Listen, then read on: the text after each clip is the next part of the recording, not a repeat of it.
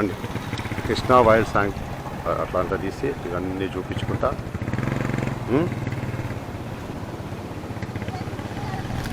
రండి ఇక మీ ఇష్టం you can shoot what ever చెప్పండి మంచి ఎక్స్ప్లెనేషన్ అని ఇచ్చేస్తాం. సరే, మేము హైదరాబాద్ నుండి ప్రయాణం చేసి నిన్న విజయవాడలో రాత్రి బస చేసి ఇప్పుడు చివరగా అలా లంచ్ చేసి ఉల్లిపాడు ప్రాంతంలో ప్రయాణం చేసి నలుగురం నృత్యము నరేందర్ బాబు నేతృత్వంలో నాయకత్వంలో అద్భుతమైన డ్రైవింగ్ ప్రావీణ్యంతో సరే చివరికి అపసోపాలు పడి ఇక్కడికి హంసలదేవి బీచ్ ప్రాంతానికి రావడం జరిగింది. ఇక్కడ కృష్ణానది సముద్రంలో సాగరంలో సంగమించే ఒక అపురూపమైన దృశ్యాన్ని ఇక్కడ మేము చూస్తున్నాము. సరే, బాబు గారు ఇప్పుడు సముద్ర స్నానానికి బయలుదేరాడు. ఎంత అద్భుతంగా ఉందో చూడండి. కండ్ల విందుగా కమనీయంగా మన హృదయాన్ని దోచే విధంగా ఇక్కడ ఈ సంగమ ప్రదేశం ప్రాంతం చాలా రమణీయంగా ఉంది. సరే, ఇక్కడ చిన్న కిరాణం కొట్లు, తినుబండారాలు, స్నాక్స్, కూల్ డ్రింక్స్ ఇక్కడ అమ్ముతున్నారు. సరే, చాలామంది ఇక్కడ పర్యాటకులు కూడా సందర్శకులు కూడా ఇక్కడ చేరుతున్నారు. మన మిత్రుడు, మన స్నేహితుడు, మన ఇద్దరు మిత్రులు మధుసూదన్ గారు, తర్వాత జగదీష్ గారు, తర్వాత ఇప్పుడు బాబు గారు సాగరం మధ్యలోకి సంగమ ప్రాంత మధ్యలోకి వెళ్ళడం జరిగింది సాగర స్నానానికి. ఒక హీరోలాగా ఒక 6 అడుగుల అందగాడు అక్కడ మనకు కనిపిస్తున్నాడు. సరే, మధుసూదన్ అండ్ జగదీష్ కూడా కాస్త బయలుదేరారు, సాగర పవిత్ర స్నానానికి బయలుదేరడం జరిగింది. సరే, ఇక్కడ చాలామంది పర్యాటకులు కుర్చీల్లో కూర్చొని ఇక్కడ సేద తీరుతూ ఈ అద్భుతమైన దృశ్యాన్ని కన్నుల నిండా ప్రత్యక్షంగా చూస్తున్నారు, తిలకిస్తున్నారు. అక్కడ ఆకాశంలో సూర్యుడు అస్తమించే సమయం ఆసన్నమైంది. ఇప్పుడు 4 గంటల ప్రాంతం, ఇది సాయంత్రం 4 గంటల సమయం ఇక్కడ అవుతుంది. చూడండి, చిన్నపిల్లలు ఎంత సంతోషంతో వాళ్ళు ఉన్నారు. ఆ పేరెంట్స్ కూడా పిల్లలకు ఈ అపురూపమైన దృశ్యాన్ని వాళ్ళకు సాక్షాత్కరింపజేస్తున్నారు. ఎందుకంటే చిన్నతనంలో చూసిన దృశ్యాలు జీవితాంతం కూడా ఒక మధుర ఘట్టాలుగా మరి మిగిలిపోతాయి ప్రతి ఒక్కరి జీవితంలో. సముద్రం, సాగరం చాలా వేగంగా పరవళ్ళు తొక్కుతూ ఆ కెరటాలు అలా ఈ హంసలదేవి తీరానికి తాకుతున్నాయి.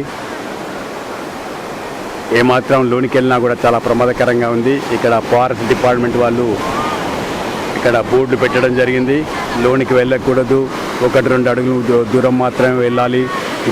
ఇక్కడ అప్పుడప్పుడు రాకాసి కళలు కూడా ఎగిసిపడి వస్తుంటాయి. అలా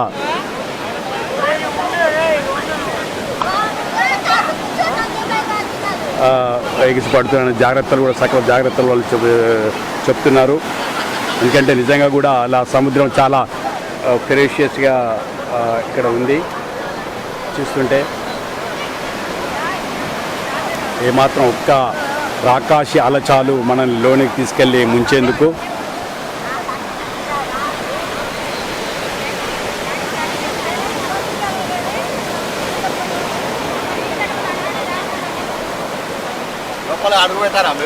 ఇక్కడ వరకు వస్తాను.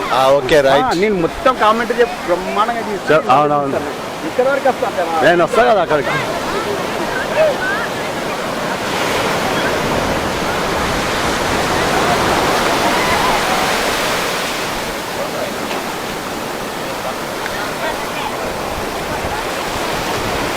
ఇగో సన్సెట్ టైంలో మనం బీచ్లో ఉన్నాం.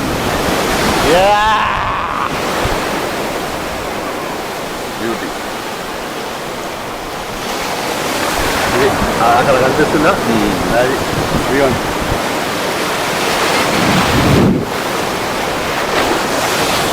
పుచ్చకాయ కడిగిపోతుంది.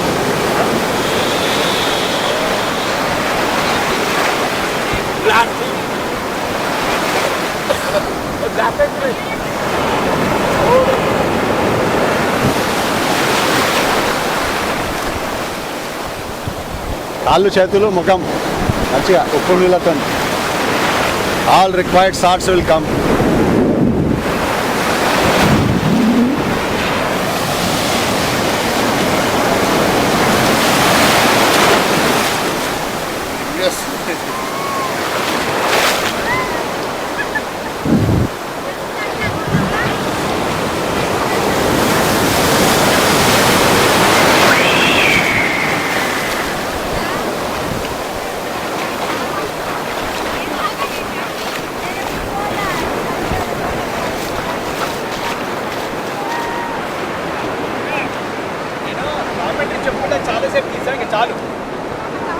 నేను బీచ్ సైడ్ జాగింగ్ చేస్తా. జాగింగ్ నువ్వు ఆన్ చేసినావా?